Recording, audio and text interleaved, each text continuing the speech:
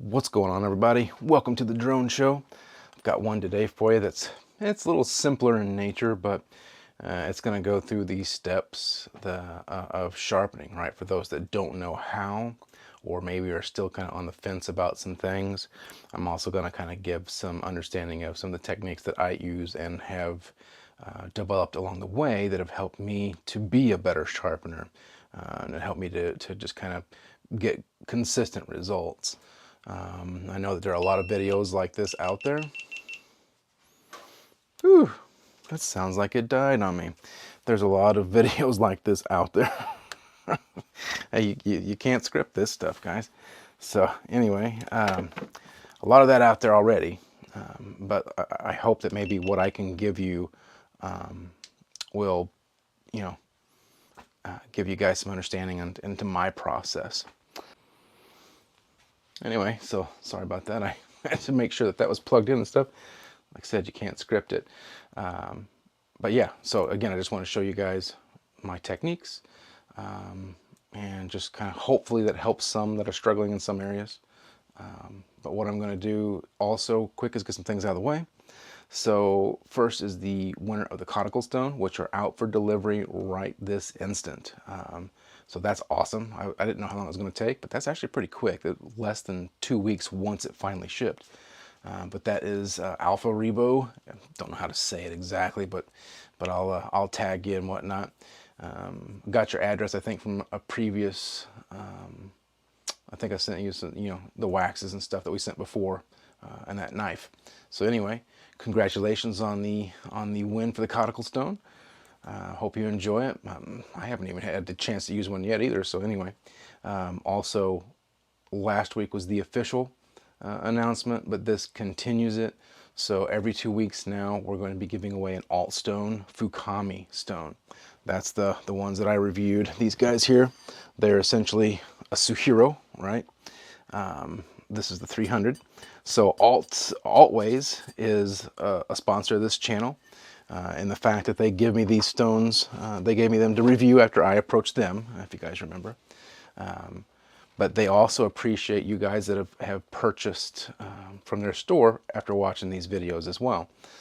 So one of the ways that they're thanking me and thanking you guys is they're giving me several of these stones to give away. I've got the grits from 300 all the way up to 8,000. They're sending me a couple, 2 to 3 of each grit variety. So I've got a lot of stones I'm going to give away to you guys. The requirements are that you're a subscriber of this channel, that you post a comment on the videos when I announce these giveaways. So that's any video that I've uploaded from the moment I announced it until right before I announce the winner. You'll be chosen after the comments, and you have to visit Altways store on Amazon. It's Altways LLC. I'll put a link in the description. It's not a requirement that you purchase anything. Just check them out. They may have something that you would want to buy anyway. They have some stones that are normally more expensive on Amazon and other places that are actually cheaper. I think it's because they're just kind of selling wholesale. So they appreciate that, and I appreciate you guys checking them out. So I'll show you what we're working with today. Got the old Bunka, 165 millimeter. This is Aogami 2, not super. Going to use the old Shapton 1000 grit here. I need to put an edge on this guy and get him back in shape. This is the one that we've thinned out extensively and brought the edge, thinner again. That's in another video if you want to check it out. I'll pop it up above here if you're interested in checking it out. This thing has been a nightmare to work with. It's a Hatsukokoro, but now that it's lined out, it's a pretty good performer. So yeah, we're just going to go through my process. Like I said, I'm going to teach you guys that don't know or need, just a little bit of a boost in certain areas. Just going to give you my whole process, right? So the first thing I'm going to start off with here is the fact that what stone do you select? This is a 1000 grit stone, actually, being that this is a Kuromaku 1000.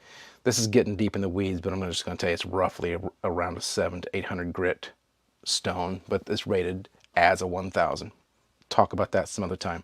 So just for what it's worth, we're going to just think of it as a 1000 grit for sure stone. The reason I'm choosing this stone is there's already an edge on this blade.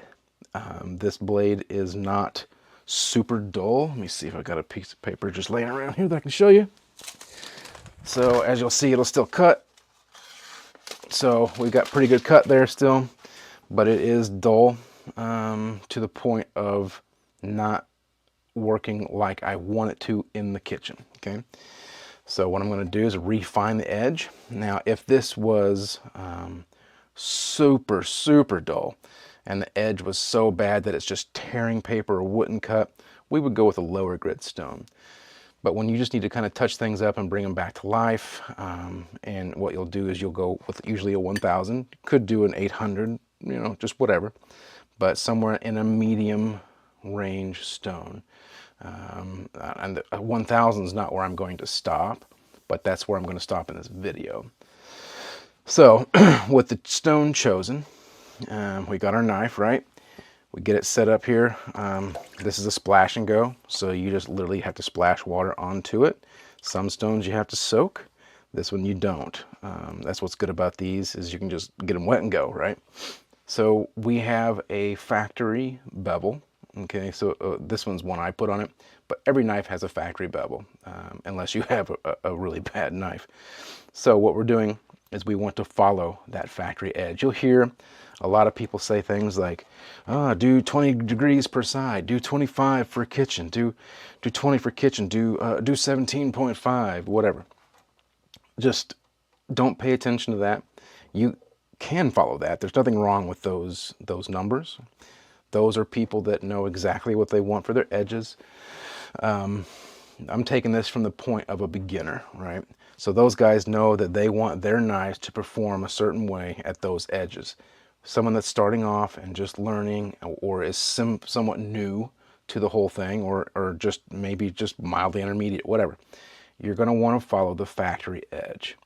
That's going to be the best. You're going to just basically refine what's already on there. You're not going to reinvent the wheel on the knife, and it's going to be easier for you to start with. You can get into those other angle changes later as you develop your technique and you learn more of what you like, right? So what I always used to do, and it's kind of a feel thing for me now, is to find that you can drag the knife across the stone, and whenever you drag it across the stone, you're going to raise it up high, you're going to tilt it backwards until you feel it slip. It's an absolute thing that you can tell every time. You go at a consistent rate, slow, and then, like I said, as you tilt back, you'll find it where it's kind of rough, and then it'll be like a slight little slip. Whenever you do that, you're going to raise it up just a notch, right?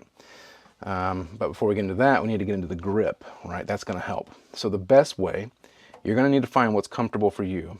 I've lately been doing a mix where I just lock my wrist holding it like this so that my thumbs and stuff don't get into the side of the stone. Again, these are things you're going to learn as you go.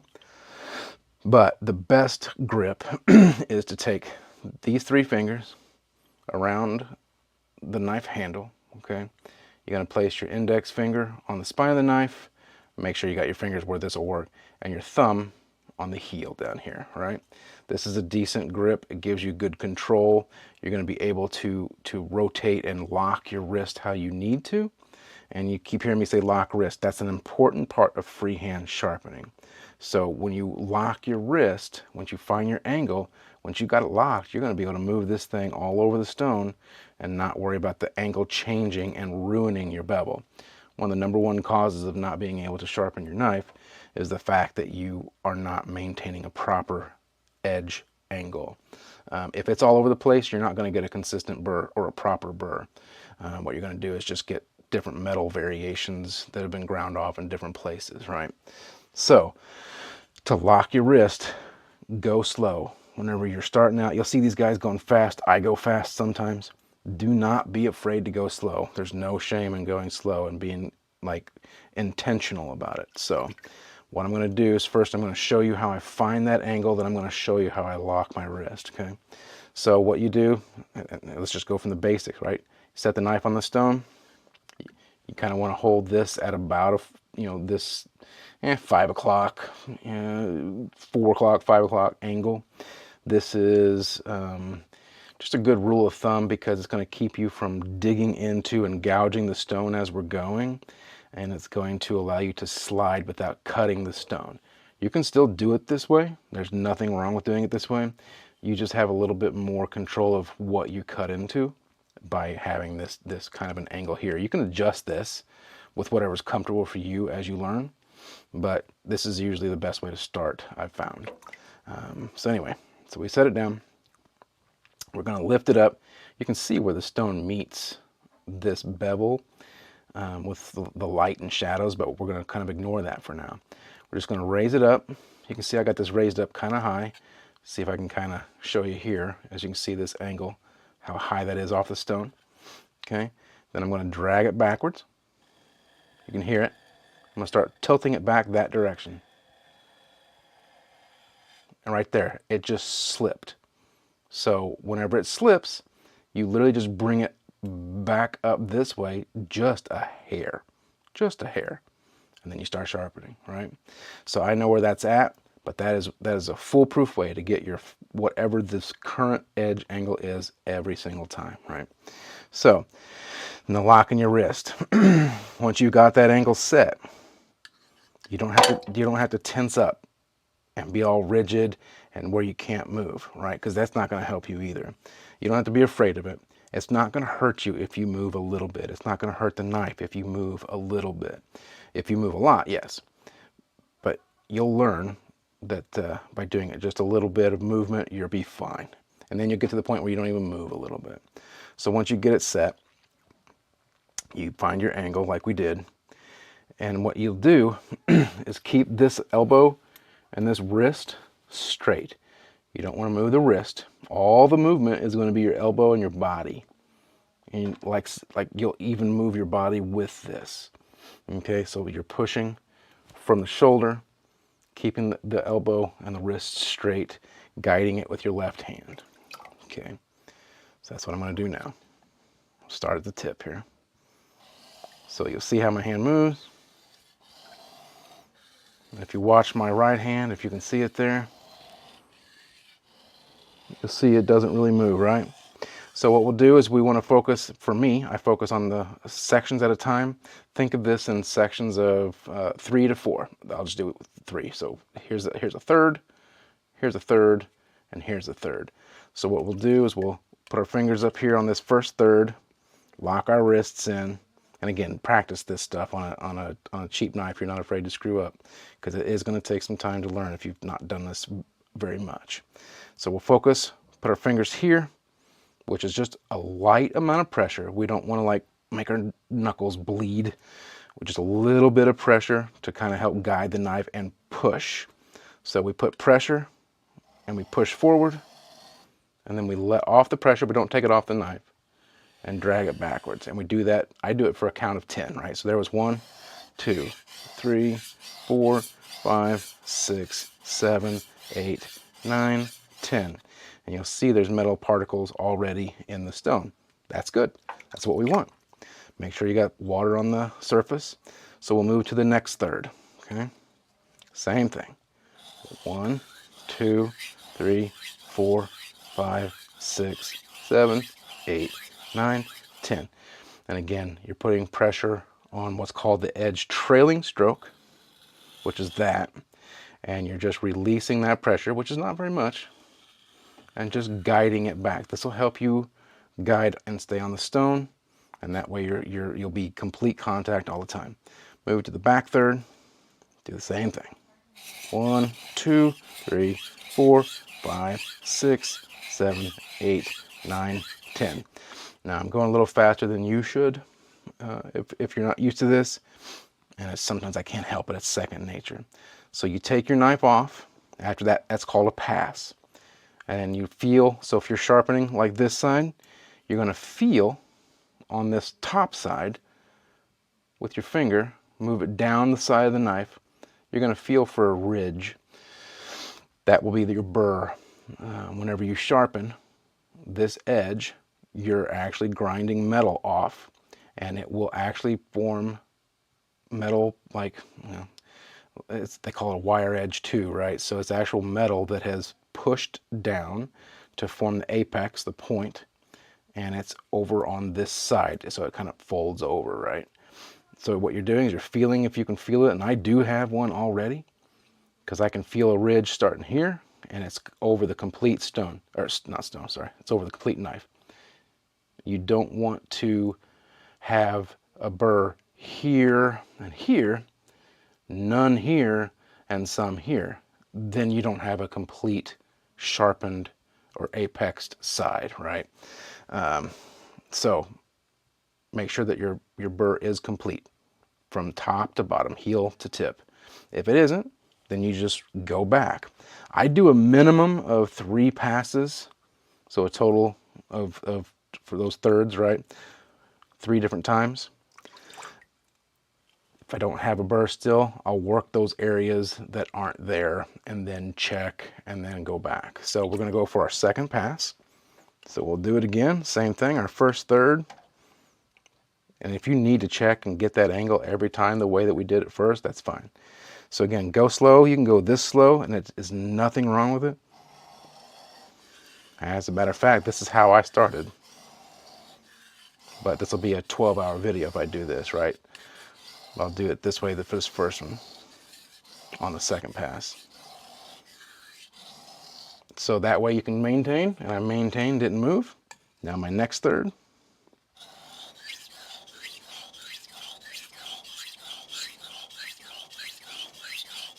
Now my final third.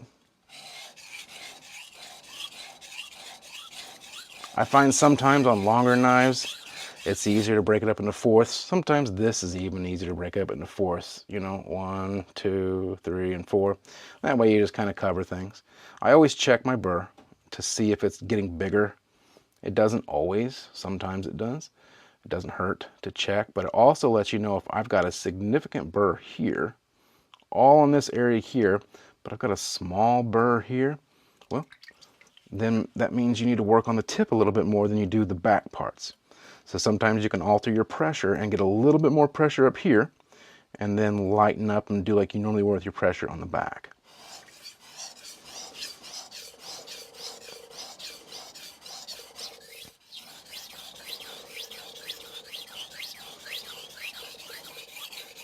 As you can see here, I'm not even stopping.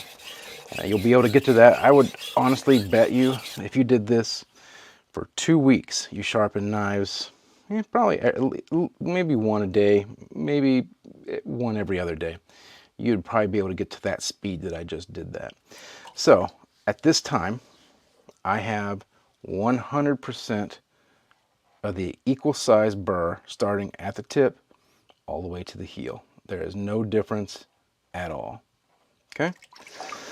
So I'm going to recommend at this time, there are 2 ways to do this. Because now we're ready to move to the opposite side, right?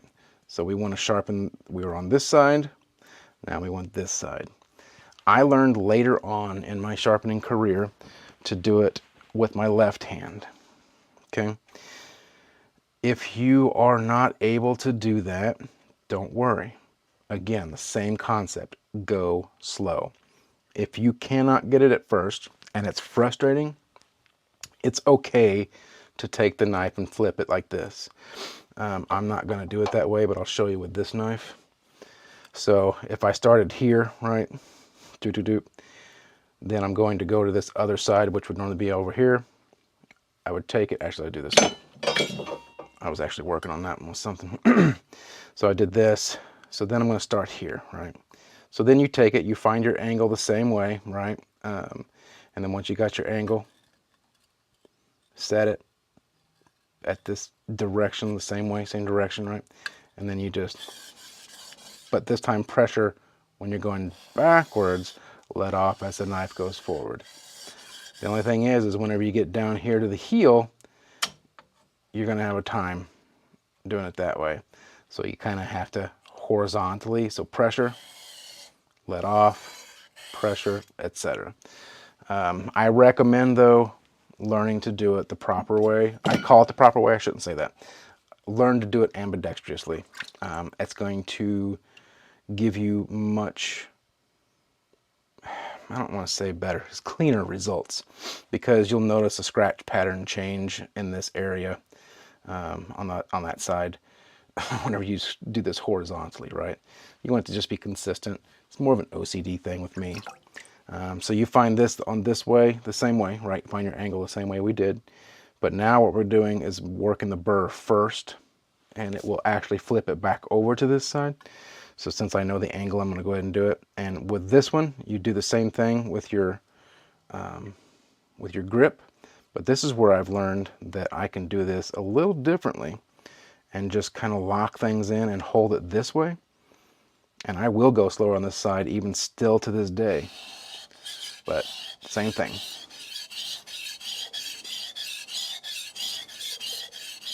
Ten, this third.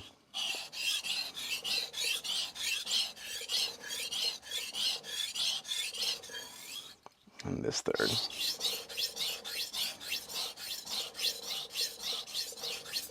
So just again, making sure you're holding those angles.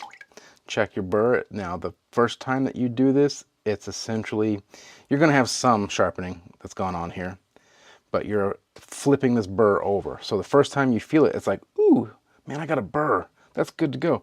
Yeah, but it's the burr from the other side being pushed over to this side. That's actually kind of cool. So I think you should be able to see this if I bring it up here. You see that in the camera right there, and then when I move my finger, that's actually a piece of the burr. That is a wire edge. This is a piece of the metal that we've braided away, and it's sticking up because it's actually ready to come off. Did it get on my finger, or where is it at now? I think it just fell off. That's kind of cool. That's what we're working towards. I always think it's neat when you get to see the burr that way. So now we're going to go and do pass number 2.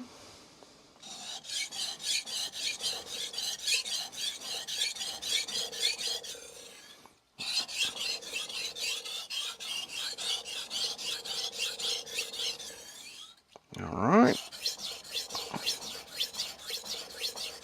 I can actually see a piece of that burr on the stone too, so it must be just readily wanting to come off. Another thing I forgot to tell you on the opposite side that's very important, and it's a good thing that you're watching the video before doing it, I guess, is whenever you have a knife, as you can see here, this is not a straight line from here to the tip. It is not just straight. It goes here, and then it kind of slightly starts to curve upwards. Not much, but you know, it kind of has like this little rocking kind of pattern. So just to demonstrate on this side, what I do whenever I get here, because this is where the belly kind of starts, is whenever you're sharpening this, one thing you'll have to do, because if this is flat, and then if I were to just keep this here, this angle, and then go here and push, watch what happens. See how that moves? So one of the things you're going to have to accommodate for is the fact that there's a belly and this swoops up a little bit. So whenever you are holding at that angle, you're going to have to tilt up. Just, that's an exaggeration, but just a little bit, so that this meets the stone. And instead of, because if you held it flat here, you can see it's not going to meet the stone, right? You got a shadow, I get my finger in there, etc., just to the point where it comes down. Just need to make sure when you get to the tips that you do that. I forgot that, and I apologize. I'm not perfect, even though I try to be. All right.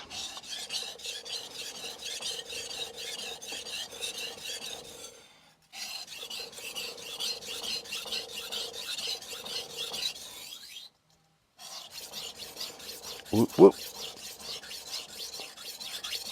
Okay, let's see where we're at now. Got a pretty good burr going. It's burr-tastic. It's the Bill Burr.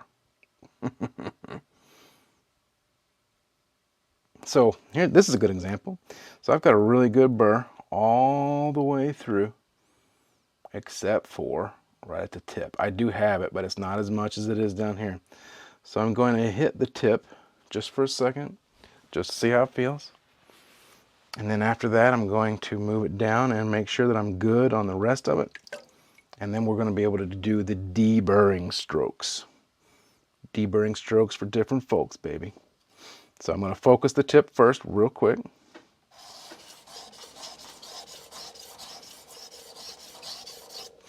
You also probably are seeing me put water on the stone occasionally. If the surface is free of water, add water to it. That's your lubrication. That's what helps keep this. It's called swarf. You can see here. That's actual pieces of metal on top of the stone. Wipe that off occasionally, you know, make it clean. It does help abrade the surface some of your knife. So just it's not a total bad thing, but you don't want it to be up there all the time. Okay. Let me do just a little bit more, and then I'm going to do one more full pass back down. All right.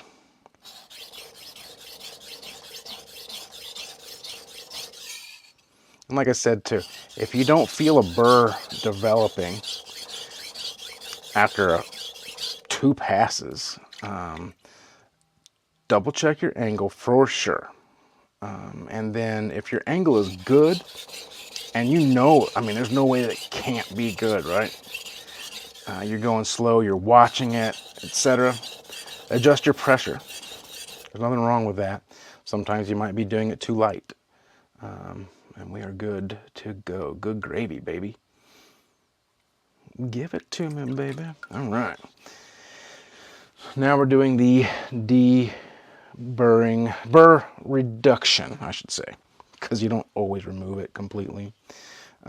So in order to now remove this burr, because it's flipped over to this side, what we do is burr reduction techniques. So the first thing we're going to do is use the exact same angle that we had when we were sharpening. We're going to take this knife, we're going to place it on our stone. We're going to get that angle. I just know where it's at. If you need to find it that same way again, that's fine. Do it that way. Then you're going to start here. You're going to place your fingers gently on the knife, and you're going to guide this. It's called edge leading strokes. We're going to do 5 strokes alternating each side. You'll see that in a second. And we're going to go the full length of the edge, the full length of the stone coming down. So you'll see here in just a second. We'll do with the first one. I'm going to pull it backwards as we're doing it. This hand is going to help maintain this onto the stone as you're pulling it back with your hand, right? So then I'm going to flip it, go down here to this side. Again, if you need to find that edge angle again, that's perfectly fine. Gently, lightly, fingers resting, pushing now and pulling across and letting your fingers guide it. And we're going to do that 5 times. That was 1. This is 2. What this is doing is this is bending that burr, which is the metal that you just ground down, back and forth, the same way as if you took a piece of copper wire and you took it and you wiggled it back and forth over and over and over again until it heated up. This isn't heating up, but until it heated up and snapped. Same concept. This is the 4th one. Now the 5th one.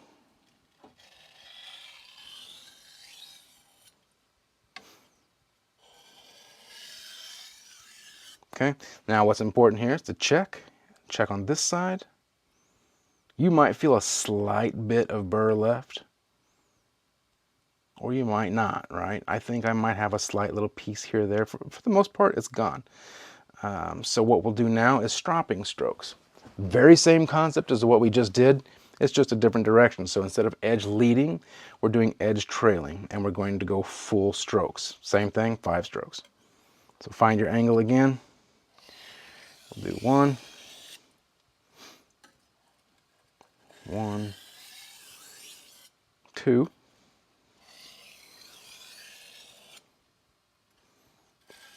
2, and so on.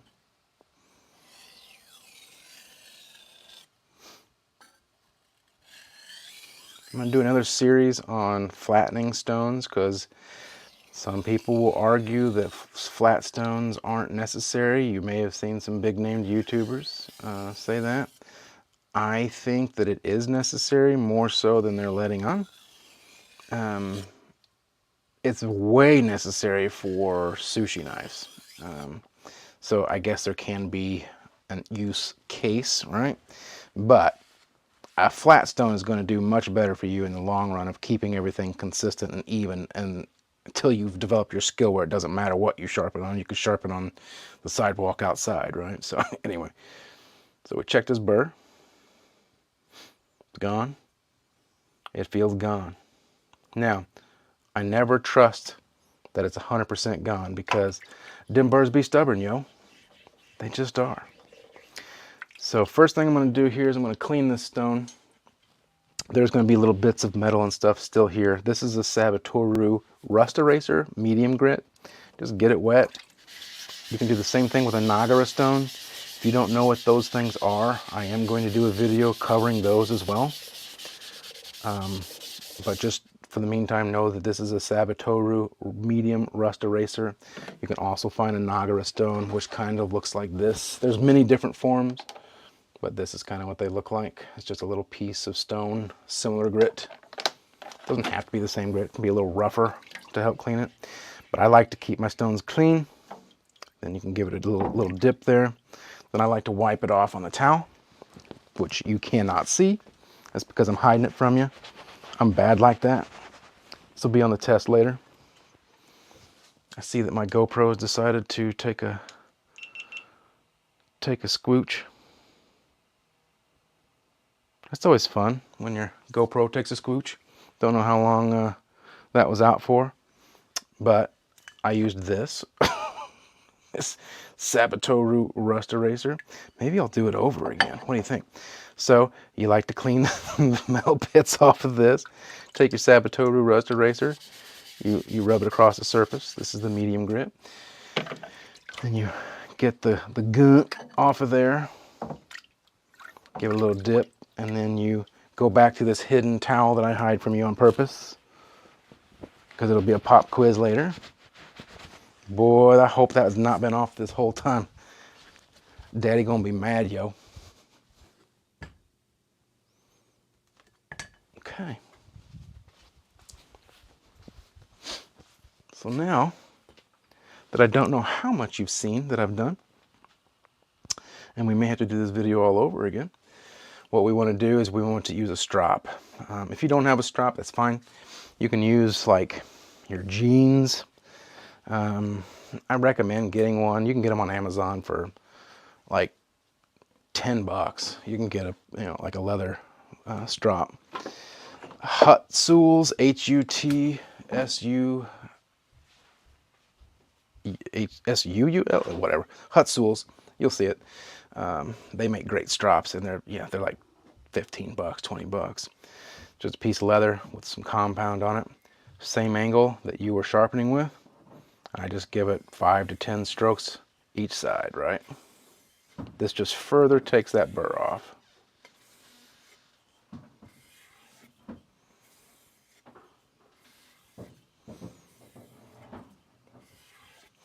There's 5. I'm going to go a few more.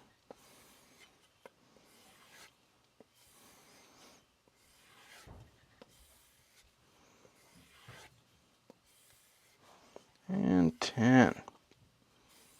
You can go slow with that. I just went fast just because, for time's sake. Ta-da! Bringing you back. So now, I was completely unprepared. I'm really worried about how long that GoPro's been shut off, guys. If I've been sharpening in darkness, I gotta replace that GoPro.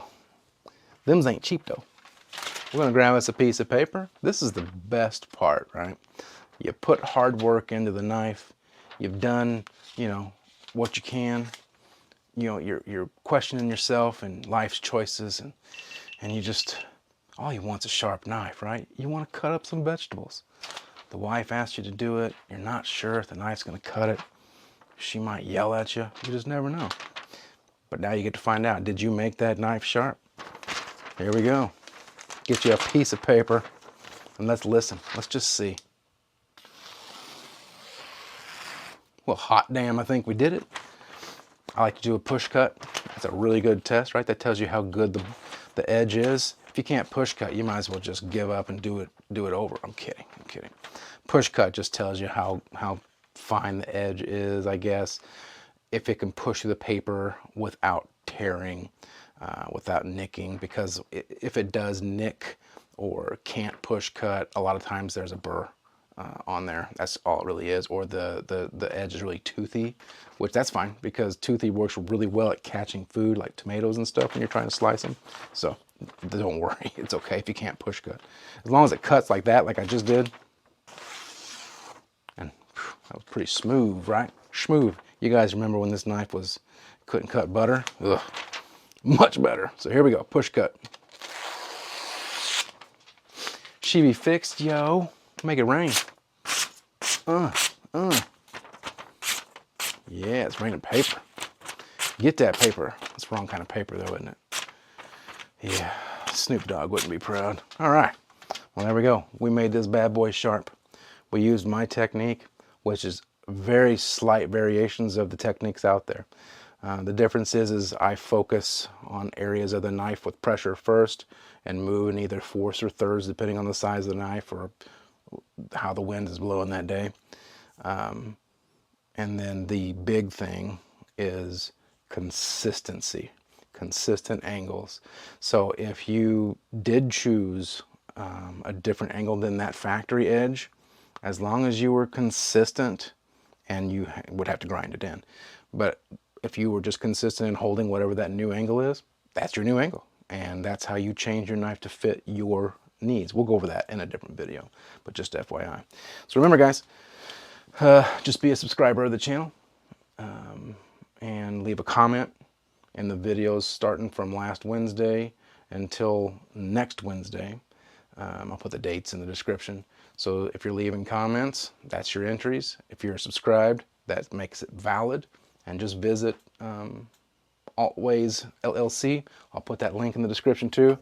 And like I said, I'm getting one of each of these grits. These are the ALTSTONE Fukamis, Japanese ceramic whetstones, vitrified, by the way.